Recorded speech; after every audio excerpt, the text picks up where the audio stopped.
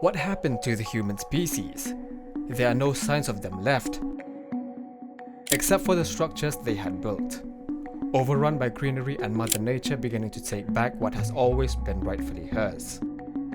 In 2022, Blue 12 Studios and Annapurna Interactive gave us a chance to experience a dystopian post-apocalyptic world through the eyes of a cat with Stray. Formerly known as HK Project, this unique adventure game took the internet by storm with its adorable feline protagonist. But is there more to Stray than just cuteness overload? Let's see what Stray is all about and what led to the events of the game.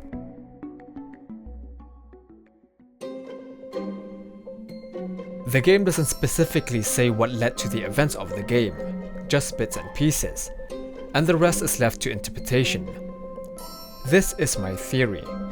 The world's population grew so much that pollution led to diseases and plagues and global wars over natural resources. While all this was happening, humans built underground cities to shelter themselves from the horrors. In these cities, they also built robots known as companions to cater to their needs. In a desperate attempt to manage waste within the walled city, humans turned to bioengineering bacteria. However, these efforts backfired tragically. The humans themselves carried an unknown disease, silently infecting the population and leading to their demise. With their creators gone, the bacteria mutated, evolving into the ravenous zergs, mindless creatures that attack anything living, robot, or even a curious cat like yourself. The companions, having no one left to tend it to, began to evolve and develop minds of their own, and started behaving themselves like humans, creating class differences between themselves. The upper class lives on the upper part of the city, and the lower class lives at the lower city. Slums sprang up at the bottom area, and garbage began to pile up, some being thrown from the upper city down to the lower city. Years passed on till we reached the present day, somewhere around the 2100s.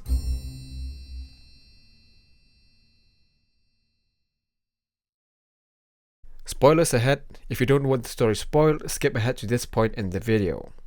Alright, let's begin. Stray starts with a seemingly ordinary ginger cat with its family, taking shelter from the torrential downpour outside, living above a dried out seaward channel having been abandoned by humans and slowly being reclaimed by Mother Nature, now completely engulfed by vegetation.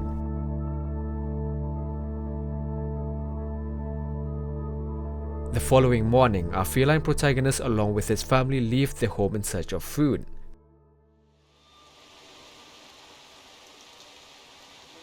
However, along the way, disaster strikes.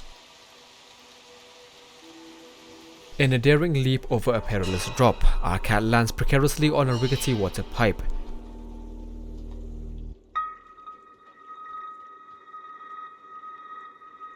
But it slips and falls down into the sewer system below.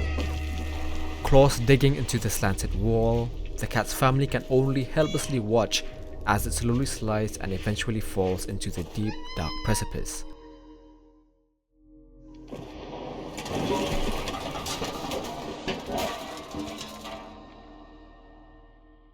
Injured but miraculously surviving the fall, it finds itself alone. Hearing the calls of its family but unable to go back up, it presses on and finds a recently opened tunnel door. Who opened it? We don't know.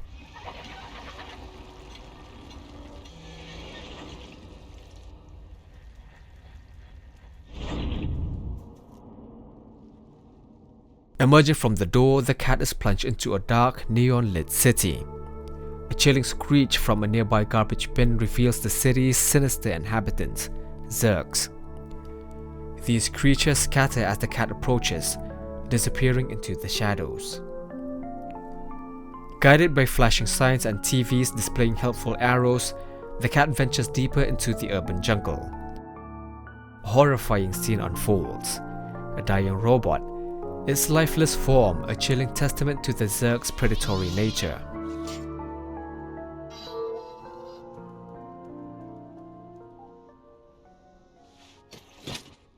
Pressing on, the cat gets to the exit of an alley and sees those zergs suddenly wake up with bright orange eyes, waiting to eat the cat. Driven by fear, the cat launches itself away from the danger with the zergs hot on its tail.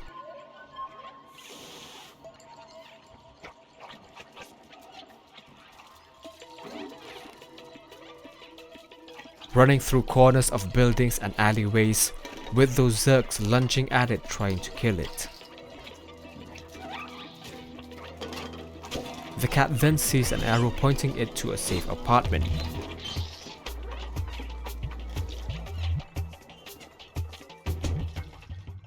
Moving upstairs, it then jumps from one balcony to another and from rooftop to rooftop.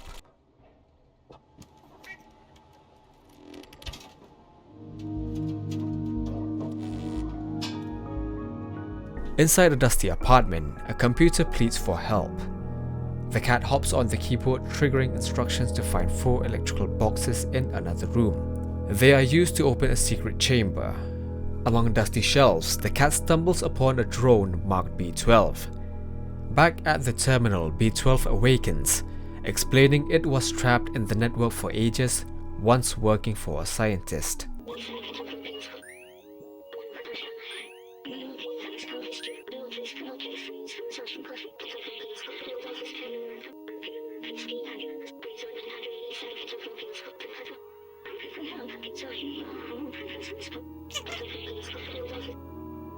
With the key from B-12, the cat dons a backpack and together they unlock a door and a code to unlock a door to the outside. They find themselves on a rooftop overlooking the city, narrowly avoiding the dangers below. Using a bucket on a line, they reach a new area adorned with a city mural. A nearby sign reads, "Safe Zone," their next destination.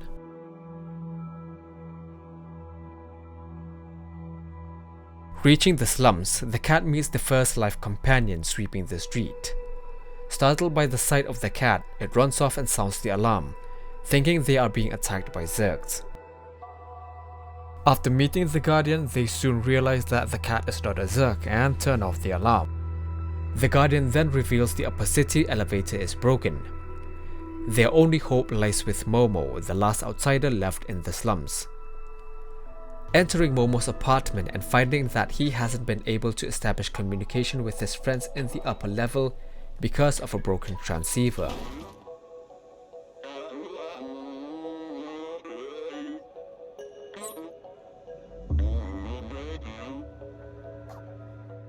The cat retrieves notebooks from Momo's missing comrades, piecing together plans to reach the outside world and fight a mysterious threat.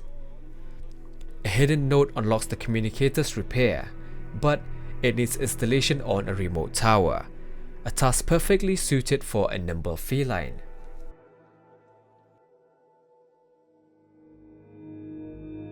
The cat navigates the zerg-infested city, strategically meowing to let the zergs away while B-12 hacks door codes. Their goal, an antenna to install the transceiver. To reach the antenna, the duo wants to call an elevator that can bring them to the rooftop. However, flipping the elevator switch attracts hordes of zergs, forcing the cat to parkour its way to safety as the elevator descends. Reaching the rooftop, the cat powers the antenna with the transceiver.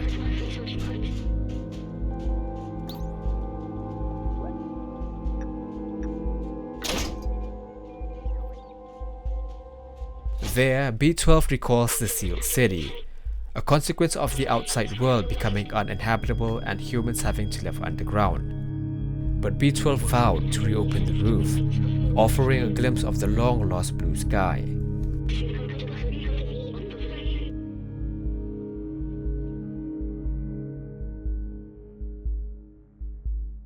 Using a bucket zipline to come back down, the cat returns to Momo's apartment and finds a note saying that he went to the bar to use their antenna. They follow Momo to the bar, where he contacts his friend Zabaltazar, who was able to maneuver through the zerg-filled sewers. While at the bar, Seamus dissuades Momo and the duo from going to the sewers as it's too dangerous. Jacob, the bartender, tells them that Doc, Seamus's father, vanished in the sewers after testing a weapon against the zergs. They go to Seamus's apartment and give him Doc's notebook. Seamus wants to kick them out, but when he read the notebook, they find a secret lab hidden behind paintings. They discover a broken tracker Doc used, and Seamus wants to fix it to find his father.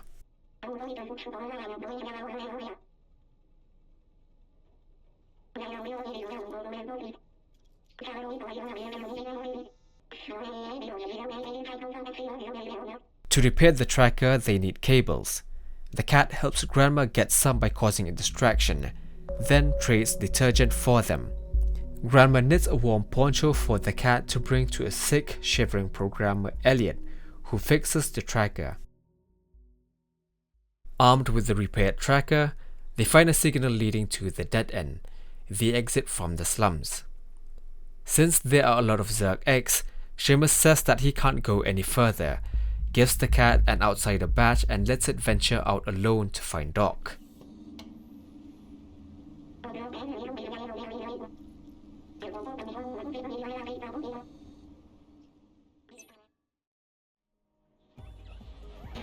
The cat braves the treacherous dead end, running and dodging Zergs and even injuring its paw. Eventually, the cat reaches Doc's hideout in the dead end. Doc tells the cat that he came here to test his weapon, the defluxer, against Zergs. However, he got stuck in the dead end as the generator's fuse burned out. He gives the cat the replacement generator fuse, but warns that it is very loud and will attract Zergs. The cat replaces the generator's fuse, and Doc finally got to test his defluxer with great results.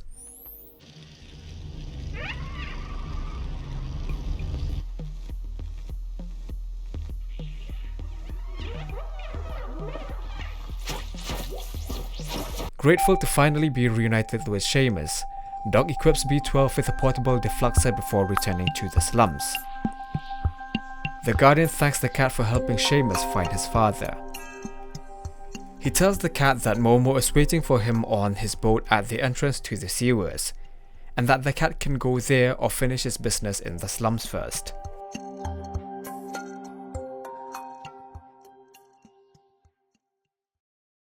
The cat enters the gate and meets Momo in the courtyard, waiting on a raft to go to the sewers.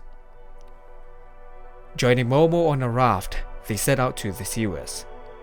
The cat and B12 opened the first gate and used the defluxer to clear out the Zergs and their eggs.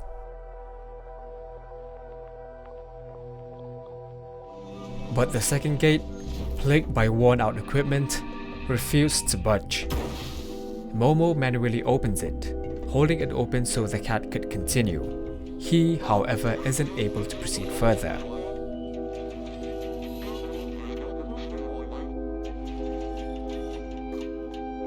The abandoned sewers, corridors and pipes are overgrown with some flesh-like substance and filled with Zerg eggs.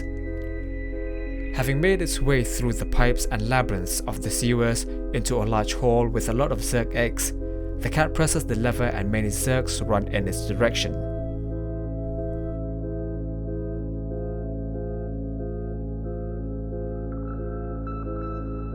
After passing through several halls with big eyes on the walls, the cat enters the next room where B12 opens the door, breaking the locks on both sides, and reaching the next hall, this time with giant eyeballs on the wall. The cat gets attacked by a horde of Zergs. Protecting it, B12 uses the defluxer to the max and ends up destroying it and knocking himself out, leaving the cat to carry him to safety through the closing doors.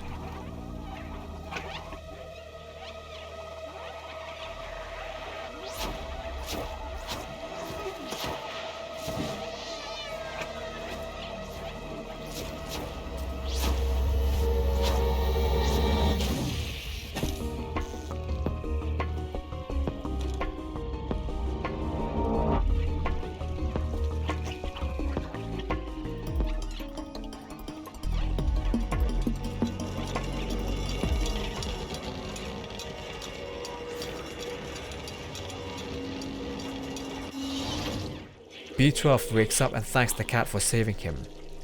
They then proceed through the ventilation and reach the ant village.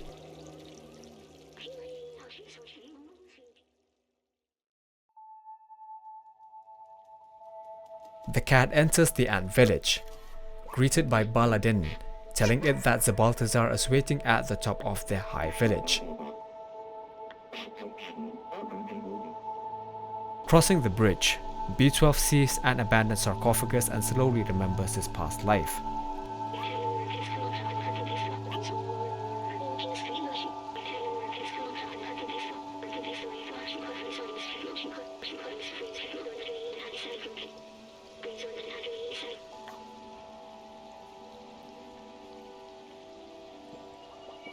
He realizes that the scientist that he has been talking about all along is actually himself, and when he was a human.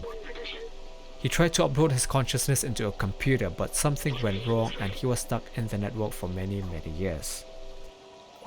While B12 is lost in these revelations, the cat climbs to the Balthazar, who offers a photo of Clementine and an address. The cat, with a newfound purpose, finds a passage to the upper level and continues its journey. Using the subway station, they reach Midtown. B12 catches a glimpse of a forgotten past, where he had a family when he was human, but their mission to find Clementine takes priority. They discover her hiding in a rundown apartment, desperate to escape the decaying city. Her plan hinges on acquiring an atomic battery from the heavily guarded Neko Corporation factory. Clementine directs them to Blazer, a dubious figure who offers to help them infiltrate the factory. However, he says that he'll need a factory disguise. The cat embarks on a series of unconventional tasks, causing havoc in a clothing store with loud music to steal a jacket and orchestrating a comical oil spill in a bar to nab a worker's helmet. Disguised as a factory worker, Blazer enters with the cat hidden in a box. The cat navigates past the watchful guards and security systems to steal the atomic battery before making a daring escape via a bucket zipline. Returning to Clementine's apartment, they find a cryptic message suggesting that she's at the nightclub with Blazer. Following the lead to a nightclub, the cat and B12 are denied entry. However, a friendly clubber offers a backdoor entry. Inside, Blazer has booked a VIP balcony and the duo climbs up to the VIP balcony. But their triumph is short-lived. They find Clementine bound and Blazer waiting. Their trust was misplaced. Greed fueled Blazer's treachery. The Sentinels arrive, arresting the cat, B12 and Clementine. Their escape plan collapses, leaving their fate hanging in the balance.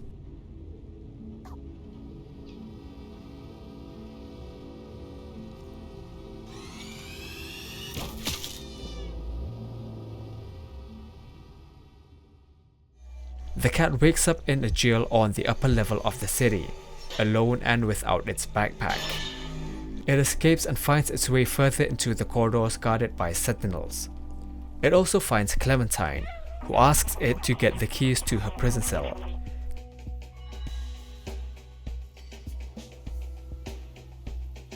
They sneak out of the jail and find the hall where the sentinels are keeping B12.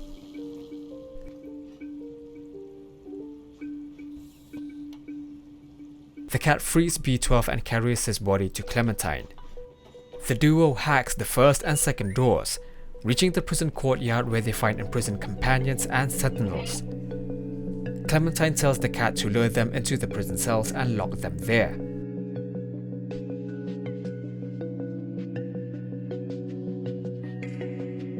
The cat opens the last door to the hall and they find a truck abandoned by someone. They enter the security room and open the exit. Sentinels arrived at the triggered alarm. Clementine leaves in the truck and the cat chases after the truck to escape the sentinels. Clementine drives back to Midtown, hiding the cat at the subway station. She gives the cat the keys to the train and promises to distract the sentinels.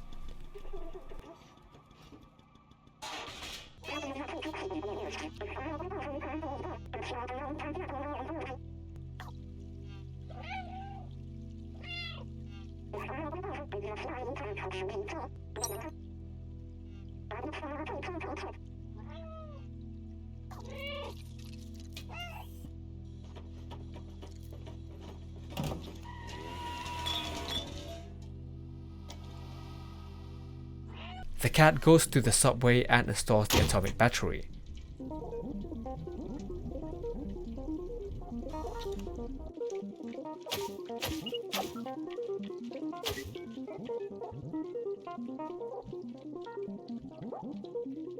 B12 starts the train with the keys and they drive on.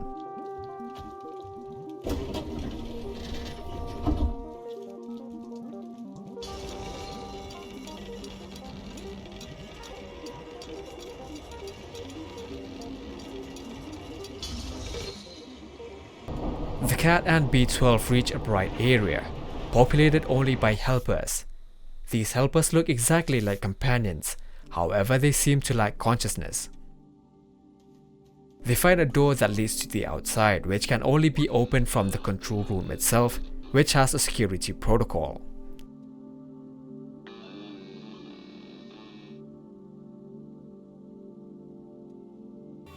B12 gets his last memory of the city's systems being controlled from the control room. But when the plague epidemic came, the workers of the control room could not help humans in any way, and they died out.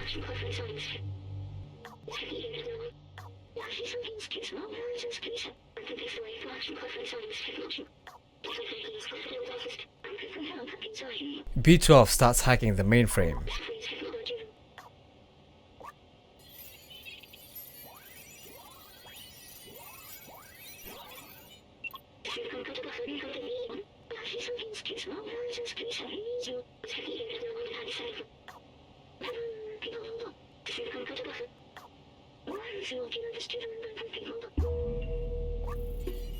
And the cat helps him with this and turns the computers on.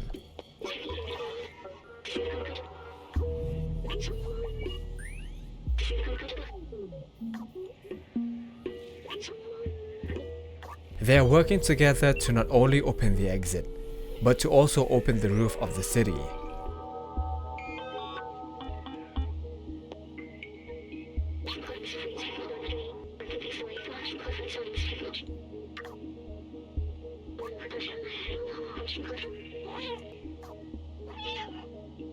The cat scratches the wires inside the machines to gain access to the roof workstation and let B12 hack these machines, and he starts to overheat and warns that he will need to recharge.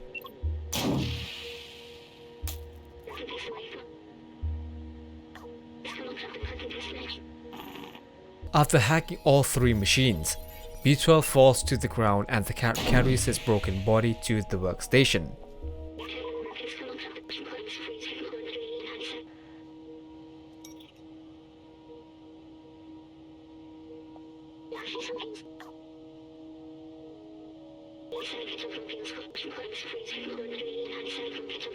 B12 warns the cat that disabling the city's protection protocol will require too much power, potentially destroying his software.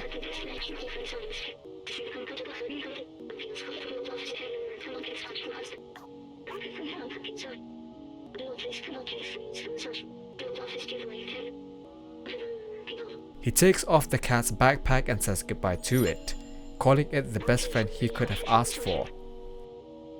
B12 infiltrates the system, disabling the security protocol, and his body falls to the ground.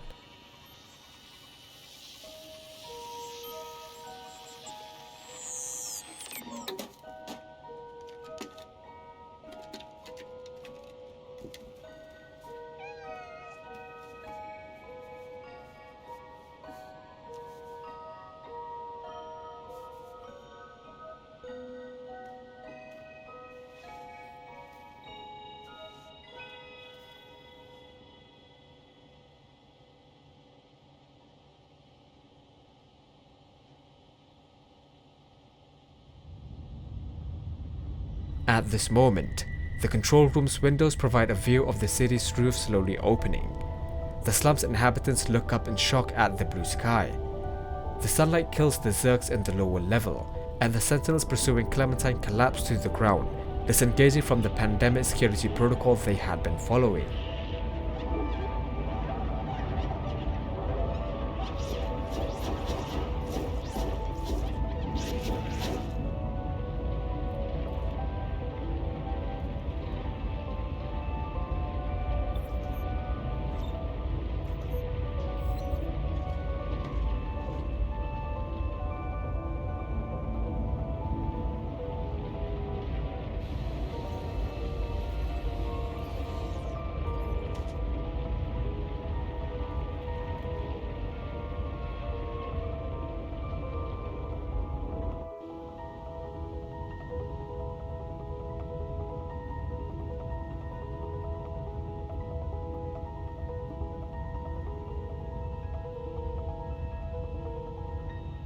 As the city roof fully opens, the cat awakens. When the door leading to the outside opens in front of it, it makes its way to the exit.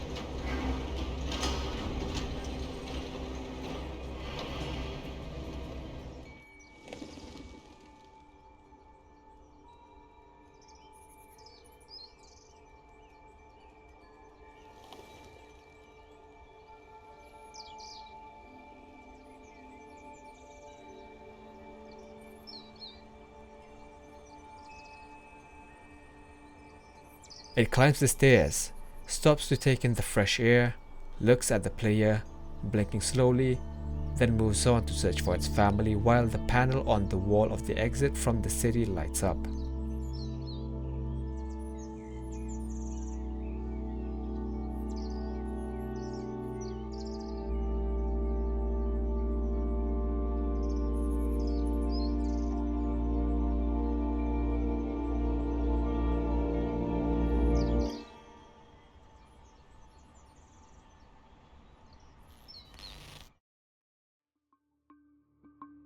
Now, let's talk gameplay. The controls are super intuitive. You can jump, climb, scratch, meow, and even knock things over with your playful swats. The world feels incredibly responsive as you navigate rooftops, squeeze through tight spaces, and interact with objects. The puzzles in Stray are clever and often involve using the environment to your advantage. You might need to push objects, meow to get robots to move, or even fit through tiny holes to reach hidden areas. It's quite fun to think like a cat and solve these challenges in creative ways. But beware, the city isn't all sunshine and belly rubs. There are these creepy little creatures called zergs that will swarm you if you get too close. You can't fight them directly, so you'll need to use your agility and the environment to avoid them. Luckily, you're not alone. You befriend a little flying drone named B12 who can help you out in a pinch. B12 can translate robot language, hack doors, and even store items for you. The world of Stray is incredibly diverse. You'll explore bustling slums, dark alleys, neon-lit streets, and even a surprising bit of nature hidden within the city. The visuals are stunning with amazing lighting and detailed environments that bring the cyberpunk world to life. Not all robots are bad. You'll encounter some friendly ones who will help you on your journey. You can interact with them by rubbing against their legs and letting out a friendly meow. Some robots even have side quests for you to complete. Combat in the game is non-existent. You can only get attacked by zergs or sentinels, but you can't fight back. You can only run and hide or escape. But we can use a weapon given to us during the story to kill zergs or entrap sentinels inside cells. As someone who owns a cat, I would have preferred if we would have had the option to recreate our own cat in the game. I feel like this would make me more emotionally attached to the cat, its journey and the story. To think that I died and my cat has to survive on his own in a strange world with dangers lurking in every corner of the city, or maybe my cat was spending the night out with his friends trying to come back home, he had that mishap, and it's a long journey back home to me. But that's just me. Anyway, Stray is a truly unique and charming experience. It's a beautiful game with a compelling story, clever puzzles, and of course the pure joy of being a mischievous cat. Whether you're a cat lover, a fan of platformers, or just looking for a heartwarming adventure, Stray is definitely worth checking out. Taking everything into account, the interesting world, the compelling story, the puzzle-solving aspect, and of course, being a cat, I'd give Stray a 7 out of 10. What did you all think about Stray? Let me know in the comments below. If you enjoy this type of content, consider supporting me by liking the video and subscribing to the channel. And with that being said, I will see you all in the next one.